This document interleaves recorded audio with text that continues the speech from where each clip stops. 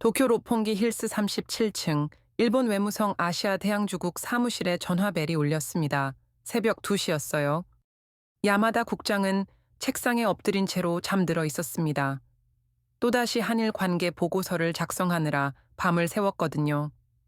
최근 들어 이런 일이 부쩍 많아졌어요. 독도 문제, 강제동원 배상, 수출 규제 여파까지. 하나 해결되면 또 다른 문제가 터져 나오는 시기였죠. 책상 위에는 두꺼운 파일들이 산더미처럼 쌓여 있었어요. 한국 관련 현안 종합보고서, 독도 대응 매뉴얼, 경제협력 현황 분석 같은 제목들이 보였습니다. 야마다는 이 일을 시작한 지 15년이 넘었지만 요즘만큼 복잡했던 적은 없었어요. 과거에는 단순했습니다. 한일 관계가 나쁘면 모든 게 중단되고 좋으면 모든 게 재개되고, 하지만 최근에는 달랐어요. 정치적으로는 갈등하면서도 경제적으로는 협력하고 역사 문제로는 대립하면서도 안보로는 공조하는 복잡한 상황이 계속되고 있었거든요. 전화벨 소리에 깜짝 놀라 깨어난 야마다는 목을 주물러주며 짜증스럽게 수화기를 들었습니다. 목덜미가 뻐근했어요. 또 누가 이런 시간에 전화를 걸까 싶었죠. 모시모시, 누구세요? 야마다-상, 미안하다. 하지만 약속대로 먼저 연락드린다. 목소리를 듣는 순간 야마다의 잠이 완전히 깼습니다. 서울에서 걸려온 전화였거든요. 한국 외교부 김차관보의 목소리였어요. 김차관보와는 지난 2년간 수차례 통화를 나눈 사이였습니다. 처음에는 서먹했지만 이제는 서로의 말투와 성격까지 알 정도가 되었죠. 아, 김상, 무슨 일인가? 야마다는 잠을 쫓으려고 눈을 비비며 말했어요. 내일 아침에 우리가 독도 관련 발표를 할 예정이다. 새로운 저반시설 설치 계획이야. 자네 쪽에서도 준비해 주길 바란다. 야마다는 한숨을 쉬었습니다. 또 시작이구나 싶었어요. 하지만 이상한 점이 있었습니다. 김차관보의 목소리가 평소보다 차분했거든요. 보통 이런 민감한 이슈 때는 양측 모두 감정이 앞서기 마련인데 말이죠. 오히려 사무적이면서도 배려하는 톤이었어요. 알겠다. 우리도 대응 성명을 준비하지. 그런데 김상, 이번 시설은 어느 정도 규모인가? 크지 않다. 어민들과 관광객들의 안전을 위한 최소한의 시설이야. 우리도 불필요한 자극을 하고 싶지 않으니까. 야마다상, 하지만 우리가 지난번에 합의한 걸 잊지 말자. 서로 할 말은 하되 상황을 키우지는 말자는. 전화를 끊고 나서 야마다는 창밖을 바라봤습니다. 도쿄의 넌사인들이 새벽 공기를 붉게 물들이고 있었어요. 저 멀리 한국 방향을 바라보며 혼잣말을 했습니다. 정말 달라졌구나. 2년 전만 해도 이런 전화는 상상할 수 없었어요. 그때는 언론을 통해 서로의 입장을 알게 되는 경우가 대부분이었거든요. 야마다는 책상 서랍에서 빨간 표지의 파일을 꺼냈습니다. 한일 위기관리 매뉴얼이라고 쓰여 있었어요. 두 나라가 지난해 비공식적으로 합의한 절차들이 담겨 있었습니다. 민감한 이슈 발생 시 24시간 내 상호 통보, 과도한 표현 자제, 군사적 긴장 유발 행위 금지 같은 내용들이었죠. 저는 뉴욕타임스 도쿄 특파원 데이비드 첸입니다. 이 전화 이야기는 나중에 알게 된 거예요. 하지만 이 전화 한 통이 제가 지난 20년간 취재해온 한일 관계에서 가장 중요한 순간이었다고 생각해요. 왜냐하면 이 순간부터 양국이 완전히 새로운 방식으로 갈등을 다루기 시작했거든요. 그날 아침 깁없이 저는 도쿄 가스미가 세키의 한 카페에서 아침을 먹고 있었습니다. 카페 벨카라는 작은 가게였는데 일본 언론사 기자들이 자주 오는 곳이죠. 아침 7시부터 문을 여는 몇 안 되는 카페 중 하나였거든요.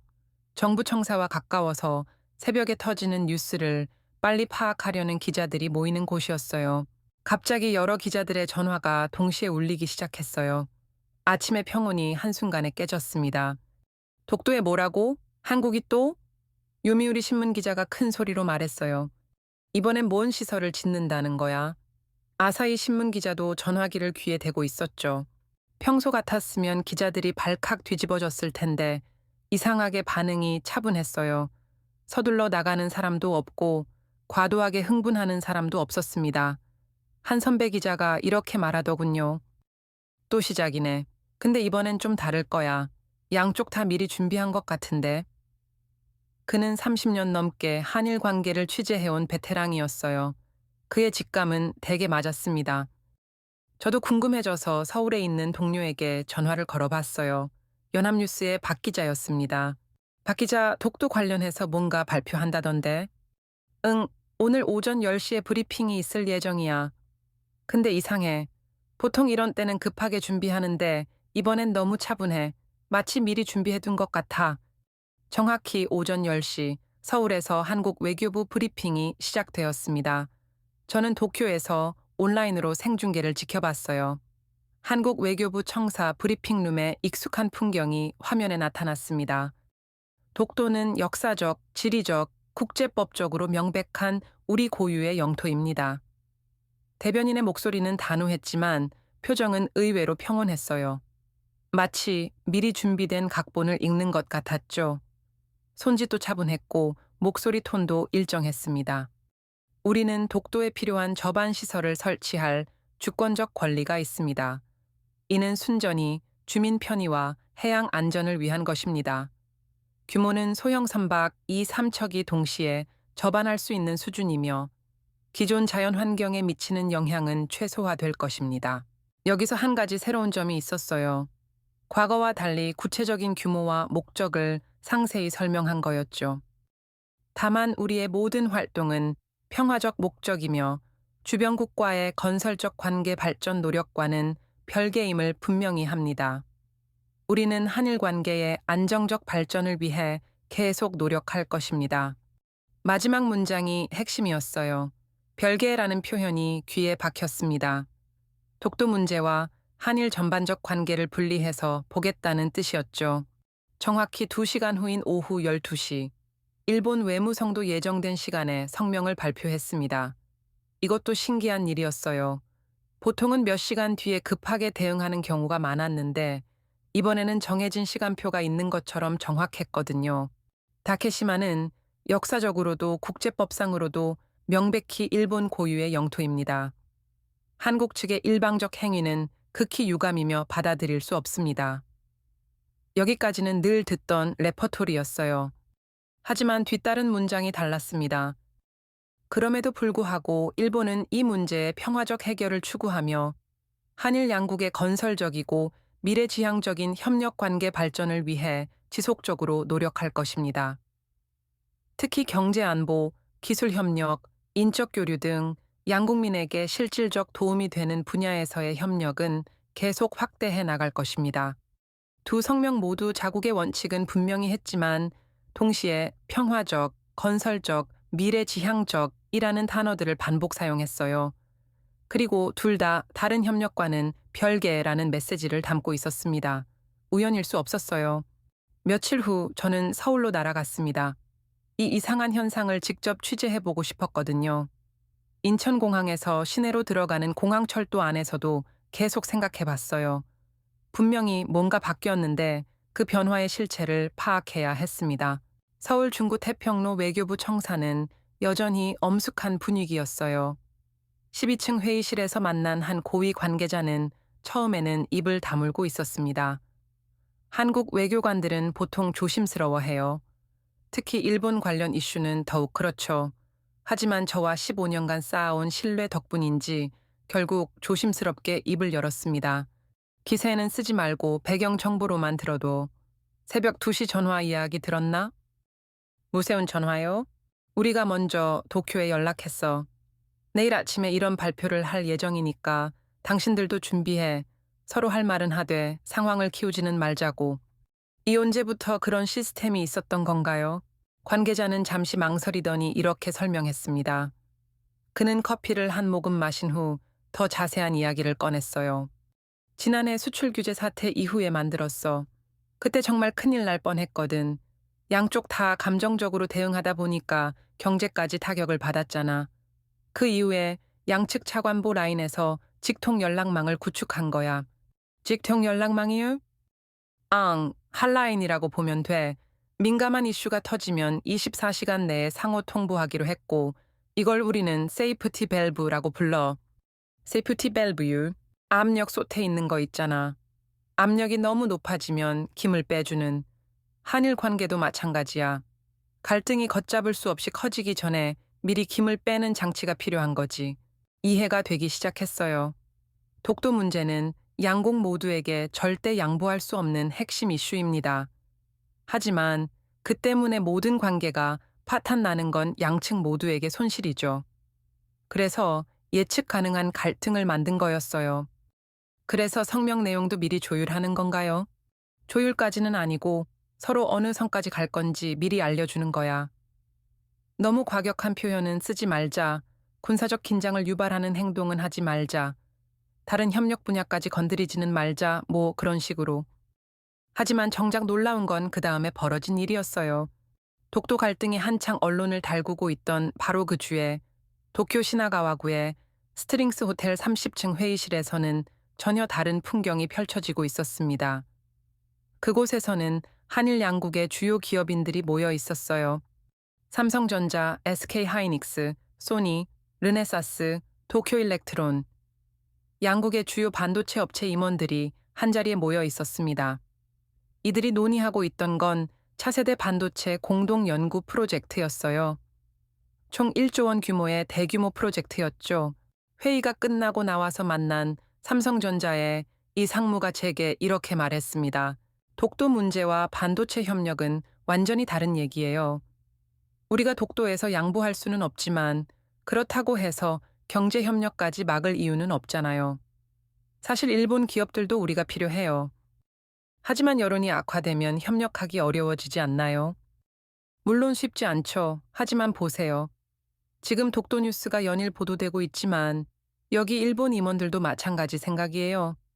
정치는 정치, 비즈니스는 비즈니스라고. 실제로 그랬습니다.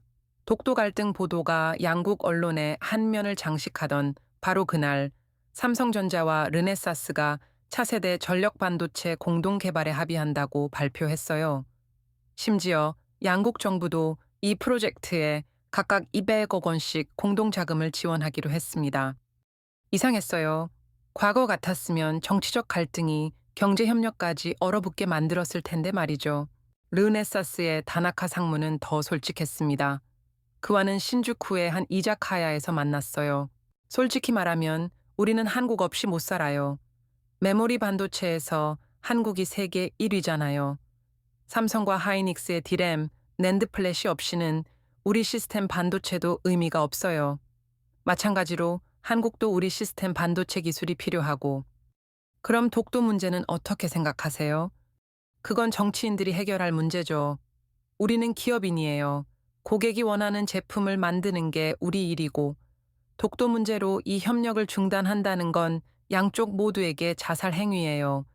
답을 찾기 위해 저는 부산으로 향했습니다. 한국의 최대 항구 도시이자 일본과 가장 가까운 곳이죠. KTX를 타고 서울역에서 출발해 2시간 30분 만에 부산역에 도착했어요. 부산항 감천 컨테이너 터미널에 도착한 건 새벽 6시였습니다. 거대한 크레인들이 컨테이너를 옮기는 소리가 항구 전체를 울렸어요. 쿵쿵거리는 금소금과 바닷바람에 섞인 짠 내음이 어우러졌습니다. 김 사장을 만난 건 그의 물류회사 창고에서였습니다. 감천항 배후단지에 위치한 4만 평 규모의 거대한 창고였어요.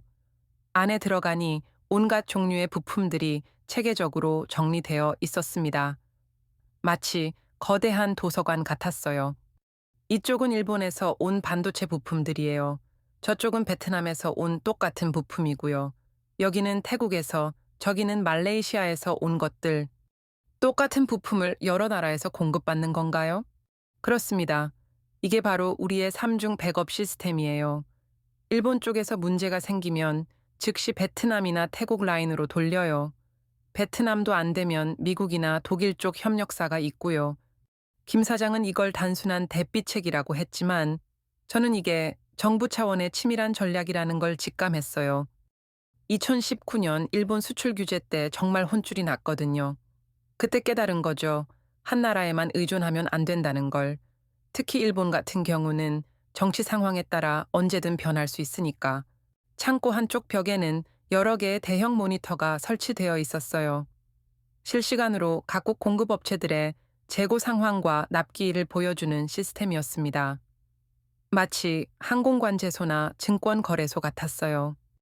이게 우리만의 조기 경보 시스템이에요. 어느 한 곳에서 문제가 생기면 즉시 경고등이 켜지고 자동으로 다른 곳으로 주문을 돌릴 수 있어요. 보통 48시간 내에 대체 공급망이 가동됩니다. 놀라운 건 이런 시스템이 김 사장 회사만의 일이 아니라는 점이었어요. 부산항 주변의 주요 물류업체들이 모두 비슷한 3중 4중 백업 시스템을 갖추고 있었습니다. 정부에서 권장하는 거예요. 경제 안보라고 하죠. 특정 국가에 과도하게 의존하지 말고 공급망을 다변화하라고. 일본 반응이 궁금해서 다시 오사카로 날아갔습니다. 부산에서 오사카까지는 비행기로 1시간 30분이에요. 간사이 공항에서 만난 일본 외무성 오카모토 과장은 예상외로 솔직했어요. 그는 오사카 주재 한국 총영사관과 자주 소통하는 사람이었거든요. 한국이 우리를 완전히 배제할 수는 없어요. 하지만 의존도를 줄이려고 하는 것도 사실이죠. 사실 우리도 마찬가지예요. 오사카 우메다의 한 이자카야에서 맥주를 마시며 그는 더 깊은 이야기를 꺼냈습니다. 솔직히 말하면 2019년 수출 규제는 실패작이었어요. 한국 경제에 타격을 주려고 했는데 오히려 한국이 더 강해졌잖아요. 반도체 소재 국산화도 성공했고 공급망 다변화도 이루었고. 그럼 이제는 어떤 전략인가요? 이제는 상호 의존이 답이라고 생각해요. 한국이 우리 없이 못 살게 하는 게 아니라 우리도 한국 없이 못 살게 만드는 거죠. 그래야 서로 함부로 경제 카드를 쓸 수 없으니까. 실제로 일본도 한국산 배터리, 한국의 조선 기술, 한국의 디스플레이 기술에 대한 의존도가 높아지고 있었어요. 더 이상 일방적인 관계가 아닌 거죠.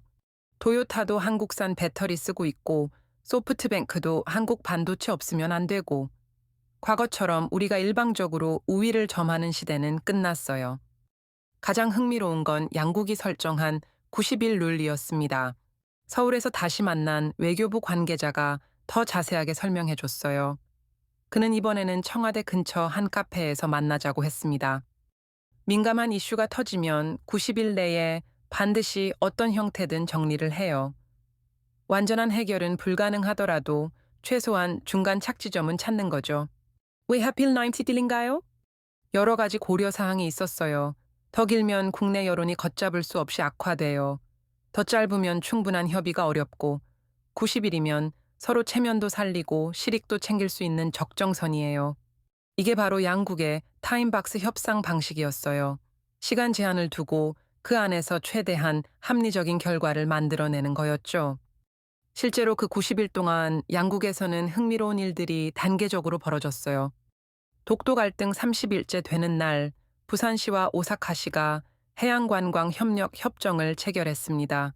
중앙정부는 영토 분쟁으로 대립하고 있지만 지방자치단체는 실용적 협력을 확대한 거죠.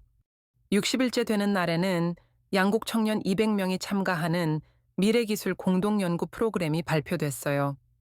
정부가 각각 50억 원씩 지원하는 대규모 프로젝트였습니다. 그리고 정확히 90일째 되는 날, 양국 외교장관이 화상회의를 통해 공동성명을 발표했어요. 한일 양국은 독도 다케시마에 대한 각자의 기본 입장을 재확인하며 이 문제가 양국의 미래지향적 협력에 장애가 되지 않도록 지속적으로 노력하기로 했다. 한 문장 안에 갈등과 협력이 공존하고 있었어요. 서로 물러서지 않지만 그렇다고 모든 걸 중단하지도 않겠다는 거였죠. 이게 바로 이원 표준이에요. 외교부 관계자가 설명했습니다. 핵심 이익은 절대 양보 없다. 독도는 우리 땅, 강제동원 피해자 문제는 반드시 해결되어야 한다. 하지만 실용협력은 별개 트랙으로 계속 확대한다. 이 두 가지를 동시에 유지하는 거죠. 오사카에서 만난 일본 외무성의 사토 부장은 더 직설적이었습니다. 그는 한일 관계를 30년 넘게 담당해온 진짜 전문가였어요. 이전에는 감정에 앞서서 모든 걸 중단했어요. 너희가 그럴 거면 우리도 그러겠다는 식으로. 하지만 이제는 다릅니다. 다툴 건 다투되 필요한 건 계속하는 거죠. 어른의 관계라고 할까요? 실제로 그랬어요. 독도 갈등이 진행되는 동안에도 양국 관계는 여러 층위에서 다르게 작동했습니다. 정치 외교 차원에서는 서로 원칙을 굽히지 않았어요. 독도는 한국 땅, 다케시마는 일본 땅이라는 주장을 각각 유지했죠. 하지만 경제 차원에서는 협력을 확대했고 안보 차원에서는 북한 미사일 정보를 실시간 공유했으며 문화 차원에서는 청년 교류를 늘렸습니다. 마치 여러 개의 톱니바퀴가 각각 다른 속도로 돌아가지만 전체적으로는 조화를 이루는 정교한 시계 같았어요. 서울의 한 정책연구소에서 만난 김 박사는 이를 다층 외교라고 불렀습니다. 과거에는 정치 관계가 나빠지면 경제, 문화, 안보까지 모든 게 얼어붙었어요. 하지만 이제는 각 영역이 독립적으로 작동해요. 정치는 정치대로, 경제는 경제대로, 문화는 문화대로. 더 흥미로운 건 이런 시스템이 우연히 만들어진 게 아니라는 점이었어요. 2019년 수출 규제 사태를 겪으면서 양국이 깨달은 거예요. 모든 걸 한 바구니에 담으면 위험하다는 걸. 그래서 의도적으로 분리한 거죠. 메시지 트라이앵글의 비밀. 가장 정교했던 건 양국의 메시지 전략이었습니다. 한국 외교부에서 만난 박 국장이 더 자세히 설명해 줬어요. 우리는 동일한 이슈에 대해 세 가지 다른 메시지를 만들어요. 국내용, 대일본용, 국제사회용으로. 구체적으로 어떻게 다른가요? 예를 들어서 독도 문제로 치면 국내에서는 주권 수호 의지를 강조해요. 일본에게는 평화적 관리를 제안하고 국제사회에는 지역 안정 기여를 어필하는 식이죠. 박 국장은 실제 사례를 보여줬어요. 최근 독도 이슈에 대한 세 가지 버전의 성명서였습니다. 국내 언론 브리핑, 독도는 역사적, 지리적, 국제법적으로 명백한 우리 고유의 영토이며 이에 대한 어떠한 도발도 단호히 대응할 것입니다. 일본 정부에 보낸 외교문서. 한국은 독도에 대한 기본 입장을 유지하면서도 이 문제가 양국의 건설적 협력 관계에 부정적 영향을 미치지 않기를 희망합니다. 국제사회 대상 영문 성명. Republic of Korea reaffirms its position on Dokdo while remaining committed to peaceful and transparent management of the issue. 완전히 다른 톤이네요. 메시지의 핵심은 같아요. 독도는 우리 땅이라는 것. 하지만 청중에 따라 강조점을 달리하는 거죠. 국내에서는 강한 의지를, 일본에게는 대화 가능성을, 국제사회에게는 평화적 관리 능력을 보여주는 거예요. 일본도 마찬가지였어요. 도쿄에서 만난 일본 외무성 관계자가 비슷한 시스템을 설명해 주었습니다. 우리도 다중 메시징 시스템을 쓰고 있어요. 국내에서는 영토 주권을 강조하지만 한국에게는 대화를 제안하고 국제사회에는 평화적 해결 의지를 보여주는 시기죠. 6개월간의 취재를 마치며 제가 깨달은 건 한국과 일본이 완전한 화해에 도달한 게 아니라는 점이었어요.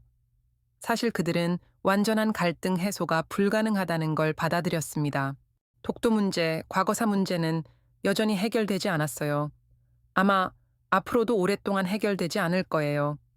양국의 국내 정치, 국민 감정, 역사적 경험이 너무 다르거든요.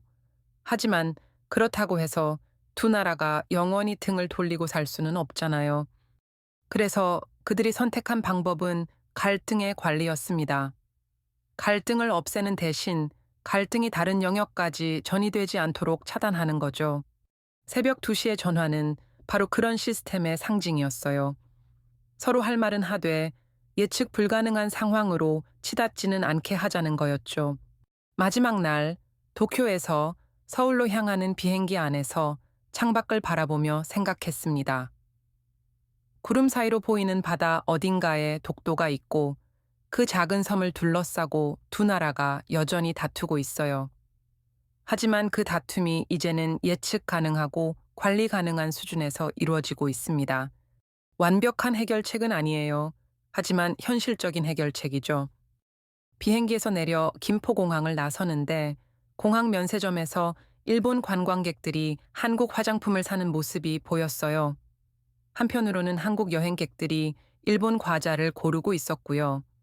정치적으로는 여전히 갈등하고 있지만 사람들의 일상에서는 교류가 계속되고 있는 거죠. 공항 로비에서 우연히 만난 한 일본인 관광객과 이야기를 나눴어요. 도쿄에서 온 회사원 다나카 씨였는데 한국 여행이 세 번째라고 했습니다. 독도 문제 때문에 한국 여행을 포기한 적은 없나요? 그런 건 정치인들 일이에요. 저는 한국 음식도 좋아하고 한국 드라마도 봐요. 정치와 개인의 취향은 별개죠. 한국과 일본의 관계는 완벽해지지 않았어요. 하지만 적어도 예측 가능해졌습니다. 그리고 그것만으로도 이 지역에 사는 모든 사람들에게는 충분히 의미 있는 변화가 아닐까 싶어요. 새벽 2시의 전화 이후 동북아시아에는 새로운 종류의 평화가 찾아왔습니다. 완전한 평화는 아니지만 적어도 전쟁으로 치닫지 않을 평화, 갈등은 있되 협력도 함께하는 평화, 서로 다른 목소리를 내면서도 함께 미래를 만들어가는 평화. 돌이켜보니 야마다 국장이 새벽에 받았던 그 전화 한 통이 두 나라 관계의 새로운 장을 연 순간이었던 것 같아요. 완전한 해결이 아니라 현명한 관리, 절대적 화해가 아니라 상대적 안정. 그것이 21세기 복잡한 국제관계에서 필요한 새로운 외교의 언어인지도 모르겠습니다. 6개월 후 저는 다시 도쿄를 방문했어요. 야마다 국장을 만나 그때 이야기를 물어봤습니다. 그 전화를 받고 어떤 생각이 들었나요? 처음에는 또 시작이구나 싶었어요. 하지만 지금 생각해보니 그게 새로운 시작이었던 것 같아요. 갈등하는 방법도 진화할 수 있다는 걸 배웠거든요. 그의 책상 위에는 여전히 한일 위기관리 매뉴얼이 놓여 있었어요. 하지만 이제는 먼지가 쌓여 있었습니다. 더 이상 급하게 찾아볼 필요가 없어졌거든요. 시스템이 자리 잡으면서 모든 게 자연스러워진 거죠. 새벽 2시의 전화, 그 한 통의 전화가 만든 작은 변화가 결국 두 나라의 큰 변화로 이어졌습니다. 때로는 거대한 혁명보다 작은 혁신이 더 오래가는 법인지도 모르겠어요.